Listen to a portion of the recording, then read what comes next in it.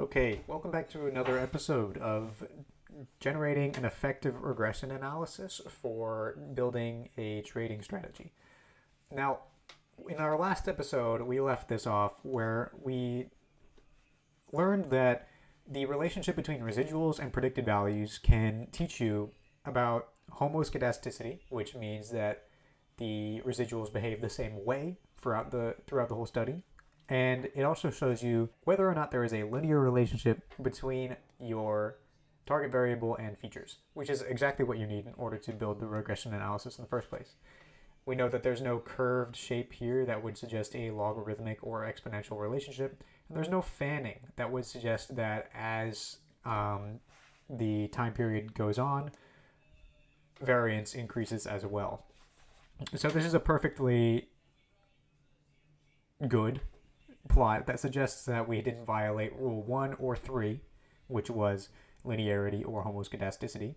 And this is a lag plot of residuals, which verifies that we did not violate rule 2, which was independence of errors, meaning there's no relationship between one error and the one that comes after that. Our last plot today is going to be really simple, and it's not going to be a scatter plot. It's going to be a histogram that shows a distribution of errors and what we can do with it. Before I do that, though, I want to make some adjustments to our linearity plot. I know that having two interpretations from the same plot can be a bit overwhelming, so I want to create some sort of notation to let everybody know that what's going on here. So we're testing independence for step 2, but this is going to be test linearity and homoscedasticity. Homoscedasticity. I always want to spell it with a K for some reason. And then I'm going to just do a plt.legend and explain the rules. So fanning equals heteroscedastic, and then another one for another feature in our legend is going to be curve shape equals non-linear relationship. Perfect. So when we run this plot, it'll give you a little bit of instructions. This is going to be a really advanced sounding function that you guys can now understand, so congratulations. Test linearity homoscedasticity. Wow. If you're new to this line of work, those are some cool words to have in your arsenal, I am sure. What's next? Oh, I also want to add some help here. plt.legend. And the rule here is going to be obvious relationship equals autocorrelation. And autocorrelation is the bad thing. I might even just say bad for anybody who is not quite comfortable with the terms yet. I could also say bad here and here. Actually, I'll just say X. X equals X. And heteroscedastic is also a fail. So the X's are going to denote fails. Looks like the lag plot doesn't like the legend function. X, and then do \n, get rid of the legend, try it all again. Cool. So we have another line, obvious relationship equals autocorrelation X. I'm going to do the same thing here. So you guys are just watching me get familiar with matplotlib right now. I'm sorry for the boring content, but you might find it a little bit interesting. I'm not sure. Here, getting rid of the legend, and then we'll have the title and our rules. So the relationship between residuals and predicted values. And now we know our rules as well. Curve shape is nonlinear relationship. fanning is heteroscedastic. Ugh. And those are both fails. Autocorrelation is also a fail. And we got one more test today, and that's what you guys signed up for, and I have been playing around with. So we're going to now define test normality. Normality means it follows a bell curve that we all know and love in statistics. So we're going to do plt.figure and plt.plot. No, plt.hist. And then we're going to go data frame residuals, which we have from our, what did we get? We got the residuals column from our linearity homoscedasticity function. And then we're going to return data frame. I'm going to decide how many bins we have. Try this. Okay, really good so far. This looks like a very normal thing we have. Normal distribution. I don't like using the word thing.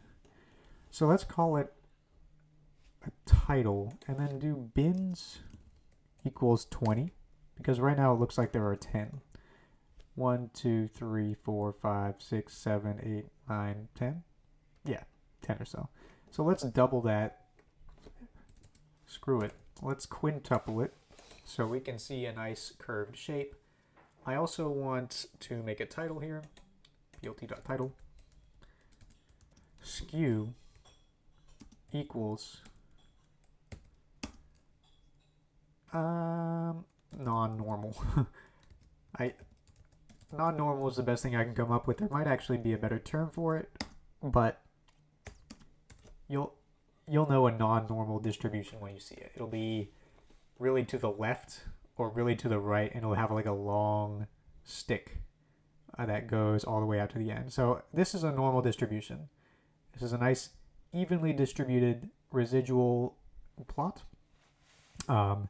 If it started out on the edge here and it looked kind of like a triangle almost, where there was one long tail, that would be called a right skewed distribution. And then if it was all of the majority of this peak was over here on the right side, and there was a long tail going to the left, that would be a left skewed distribution. And you don't like those. If you have a right or left skewed distribution or a non-normal distribution, then that means you have failed the test. And to make an adjustment for it, the answer to that is not simple, and especially not if I don't have an example in front of me. So I'm actually just going to leave that alone. For now, we can know that we passed the fourth test. Right now, with Tesla as our ticker, we have passed all 4 tests, and the outputs of our regression model can be trusted. This is big news. So congratulations for sticking around for what might be a more boring portion of this series.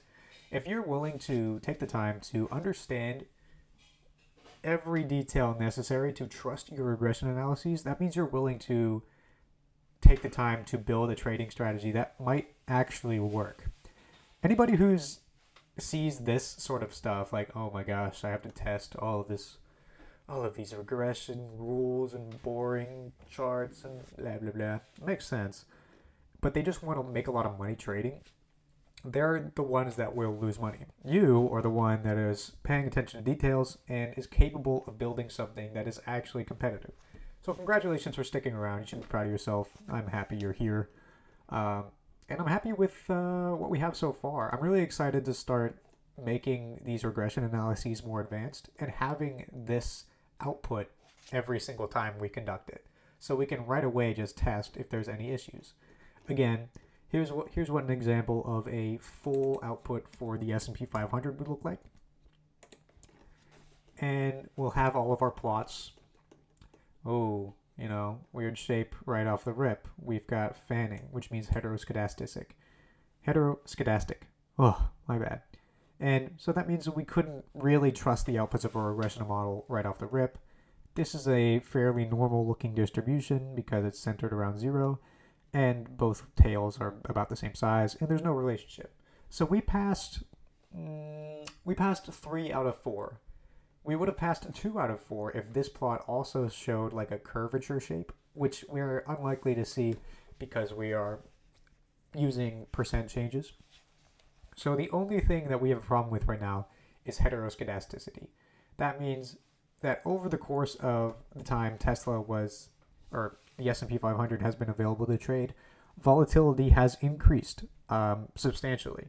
And so every time, by using the same technical indicator through that whole time, the environment that the technical indicator is being applied to has changed fundamentally.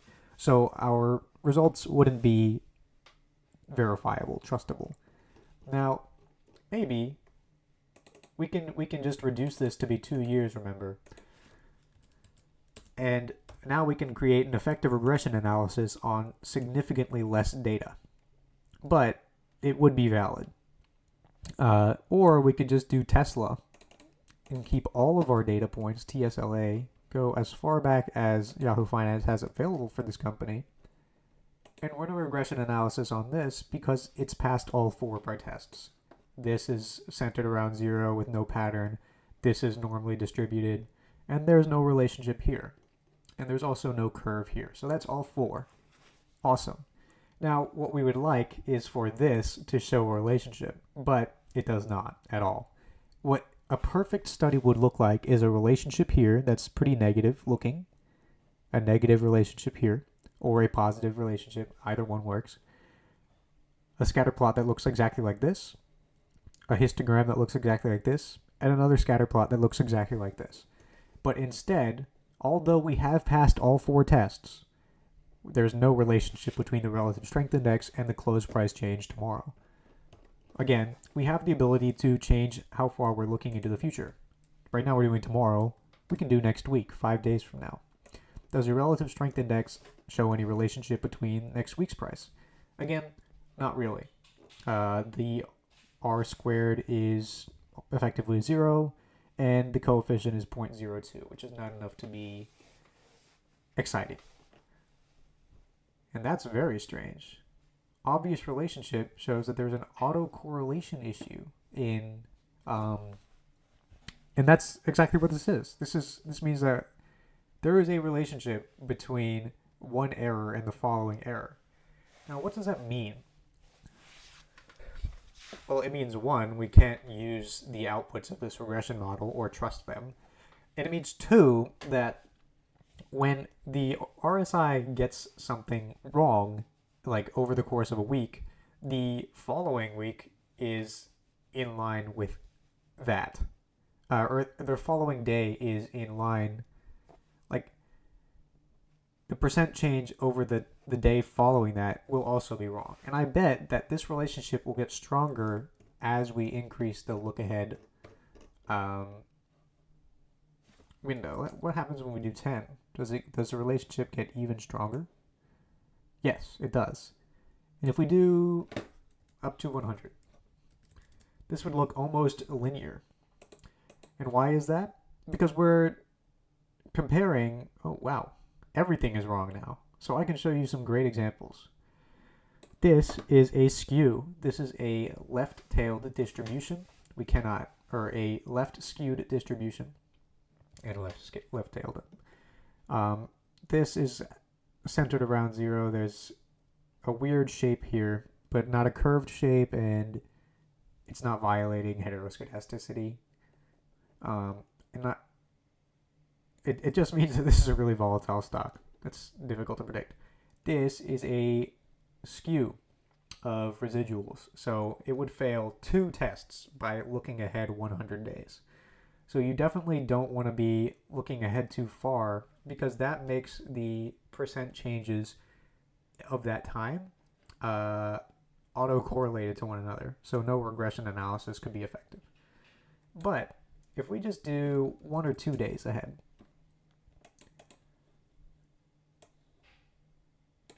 this, by even keeping it to 2, it looks like the residuals are still pretty autocorrelated because a lot can happen in 2 days. You could use this. This wouldn't violate directly any rules, but I would keep it to 1. What you want to use is just 1 day outputs. Because as soon as you start going 2 or 3 days out, the difference in share prices over that amount of time starts being too similar to what it was the day before. So we're going to keep it to 1. Tesla passes all tests when we do a maximum look back window, one look ahead, and on 1 day intervals. So super exciting stuff. We know what to look for and what to look out for. And that's it. That's step 4 of building an effective regression analysis. In the next episode, we're going to start modifying what our features are to see if we can build something that shows some impressive results, or interesting to say the least. Congratulations on sticking around this far. Thank you guys so much for your support. I look forward to the next episode, and until then, stay sharp.